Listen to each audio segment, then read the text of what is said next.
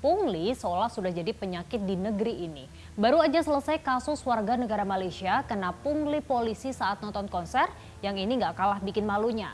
Jadi Kedutaan Besar Cina menyurati Kementerian Luar Negeri soal pungli terhadap warga negaranya di Bandara Soekarno-Hatta, Tangerang, Banten. Nah, surat sakti dari Cina itu akhirnya bikin puluhan pejabat imigrasi dicopot. Kita diskusi bahas ini.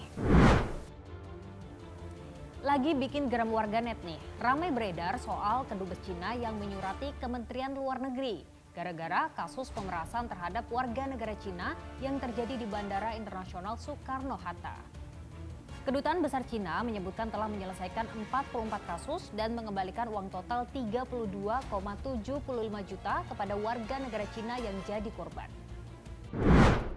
Nah, sebagai informasi, surat diplomatik ini adalah surat resmi yang digunakan untuk komunikasi antar negara untuk menyampaikan pesan resmi dan mencapai tujuan tertentu, serta menjaga hubungan baik antar negara.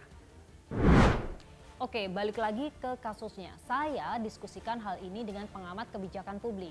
Bilangnya sih ini bukan hal baru alias sudah bertahun-tahun terjadi.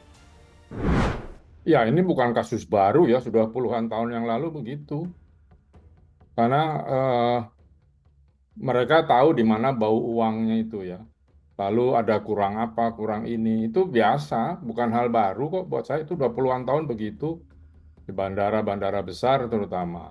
Tetapi kan yang kena yang di Cengkareng saja di Bandara Soekarno-Hatta. Buntutnya, Menteri Imigrasi dan Pemasyarakatan langsung mencopot puluhan petugas imigrasi yang terlibat. Setelah kami terima semua datanya, langsung kami tarik semua yang ada di data dari penugasan di Suta. Kami ganti. Oke, dicopot. Tapi kalau nggak dipecat, apakah juga bisa memberikan efek jerah? Kalau dicopot cuma dipindah sama aja bohong. Copot pecat, jadi ASN. Kalau dipindah itu Pencopotan cuma mindahin penyakit aja. Pecat supaya orang yang menggantikan takut. Nggak akan ada jerahnya ketika tidak dipecat. Mohon maaf pada Pak Menteri Migrasi dan Pak Wamen, kalau tidak dipecat percuma.